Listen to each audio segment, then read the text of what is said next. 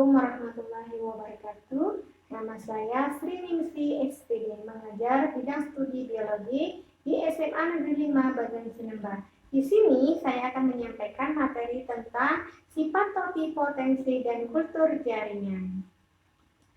Yang pertama mengenai totipotensi. Nah, totipotensi dalam biologi sel itu menunjukkan kemampuan suatu sel untuk dapat memperbanyak diri dalam keseluruhan, kemungkinan perkembangan yang dimungkinkan. Nah, setiap sel dalam satu tumbuhan itu memiliki informasi genetik yang sama.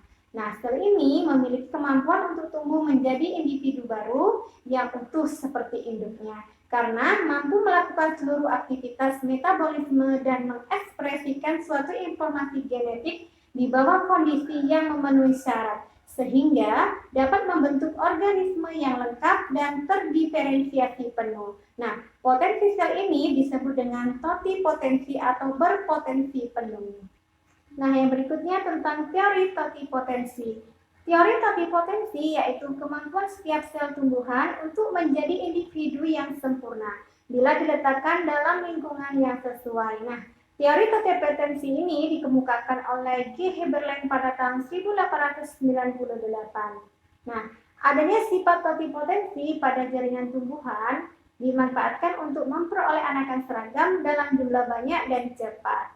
Sel-sel tumbuhan dapat bersifat totipotensi, yaitu sel-sel tersebut dapat mempertahankan potensi zigot untuk membentuk semua bagian organisme yang matang. Yang berikutnya adalah tentang sifat totipotensi. Berdasarkan sifat totipotensi, satu bagian tanaman itu dapat diklon menjadi tanaman identik secara genetik. Nah, usaha memperoleh individu baru dari suatu sel atau jaringan itu dikenal dengan kultur sel atau kultur jaringan. Nah, keunggulan dari totipotensi yang pertama itu bebas menentukan bagian tumbuhan yang akan dikultur. Kemudian, waktu yang dibutuhkan itu relatif singkat.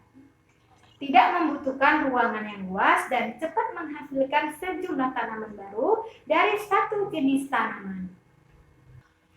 Nah, yang berikutnya kita bahas masalah tentang kultur jaringan. Kultur jaringan atau kultur in vitro adalah suatu teknik untuk mengisolasi sel, protoplasma, jaringan, dan organ, dan menumbuhkan bagian tersebut pada nutrisi yang mengandung zat pengatur tubuh tanaman pada kondisi aseptik, sehingga bagian-bagian tersebut itu dapat memperbanyak diri dan beregenerasi menjadi tanaman sempurna kembali. Nah, kultur jaringan itu memerlukan pengetahuan dasar tentang kimia dan biologi. Prinsip kultur sel atau kultur jaringan itu sama dengan prinsip perkembangbiakan secara vegetatif dengan stek. Pada stek, setiap potongan bagian tubuh tumbuhan akan tumbuh menjadi satu individu baru. Hanya saja, pada metode kultur jaringan, sel atau jaringan yang ditumbuhkan untuk membentuk organisme yang memiliki bagian yang lengkap. Nah, pemberian nutrisi dan hormon auksin dan sitokinin pada media pertumbuhannya ini akan memacu pembelahan sel sehingga terjadi pertumbuhan. Jika tanaman dilukai, maka asam traumalin akan menyembuhkan luka. Pemberian hormon auksin pada luka tersebut menyebabkan pembelahan sel berlangsung cepat dan terbentuk gumpalan halus yang disebut dengan kalus yang belum terdiferensiasi. Nah, sel-sel kalus tersebut dapat dikembangkan menjadi individu baru. Kemudian kultur jaringan itu adalah metode pembudidayaan suatu jaringan tanaman secara vegetatif menjadi tanaman kecil yang memiliki sifat sama dengan tanaman aslinya. Jadi, agar tumbuhan itu sempurna, suatu sel itu harus ditumbuhkan pada media khusus. Nah, ada beberapa persyaratan yang harus dipenuhi agar kultur jaringan itu dapat berhasil. Antara lain, yang pertama itu dengan pemilihan bahan tanaman atau eksplan yang baik. Biasanya itu diambil dari jaringan meristem. Kemudian penggunaan medium yang cocok. Medium ini harus mengandung 5 kelompok senyawa, yaitu garam anorganik, sumber karbon, vitamin, zat pengatur tubuh, dan pelengkap organik. Nah, kemudian pencapaian keadaan aseptik, yaitu pengambilan bahan tanaman atau eksplan yang steril, dan pengaturan udara yang baik. Yang berikutnya tentang prinsip kultur jaringan. Prinsip dasar kultur jaringan itu sama dengan stek. Setiap potongan dari bagian tubuh tumbuhan akan menjadi satu individu baru yang utuh. Jika kondisi lingkungan sesuai dan cukup nutrisi, maka setiap irisan dari bagian tubuh tumbuhan ini akan mampu tumbuh menjadi sejumlah individu yang memiliki sifat yang sama dengan induknya. Nah, pada tumbuhan memiliki hormon endogen yang dapat memacu pertumbuhan seperti hormon auksin dan sitokinin. Nah, hormon ini akan memacu pembelahan sel tumbuhan sehingga terjadi pertumbuhan. Dengan menambah hormon pertumbuhan pada kultur sel, maka sel-sel jaringan ini akan membelah membentuk massa sel halus yang belum terdiferensiasi.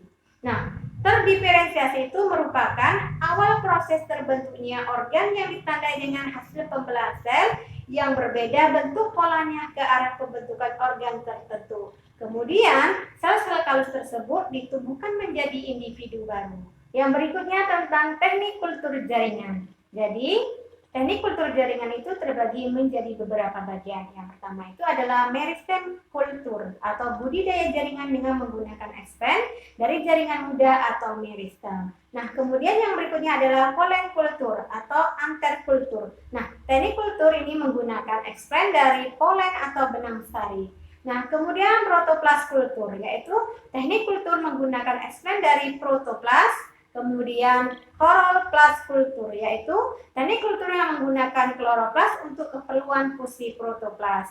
Nah, kemudian somatic cross atau silang protoplasma. Nah, menghilangkan dua macam protoplas kemudian dibudidayakan hingga menjadi tanaman kecil yang mempunyai sifat yang baru. Yang berikutnya tentang manfaat dari kultur jaringan. Banyak manfaat dari kultur jaringan, diantaranya pengadaan bibit tidak tergantung pada musim. Kemudian, bibit dapat diproduksi dalam jumlah banyak dan dalam waktu yang relatif lebih cepat. Bibit yang dihasilkan seragam, bibit yang dihasilkan bebas penyakit, kemudian biaya pengangkutan bibit relatif lebih murah dan mudah. Kemudian, dalam proses pembibitan itu bebas dari gangguan hama dan penyakit, dapat diperoleh sifat-sifat yang kita kehendaki. Kemudian, mendapatkan tanaman yang bebas dari virus dan penyakit. Bisa melestarikan jenis tanaman yang hampir punah dan dapat mempertahankan keaslian dari sifat-sifat tanaman tersebut. Ini ada 6 tahapan yang bisa kita lakukan dalam perbanyakan tanaman dengan teknik kultur jaringan.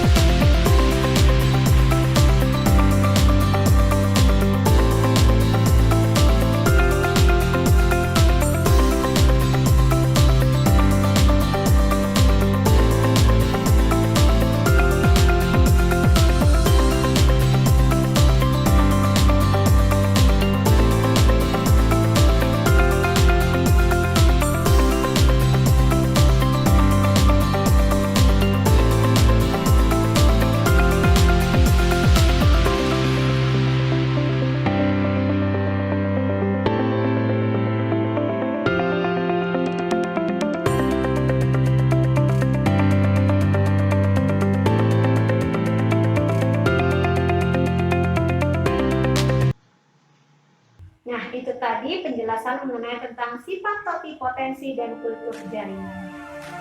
Terima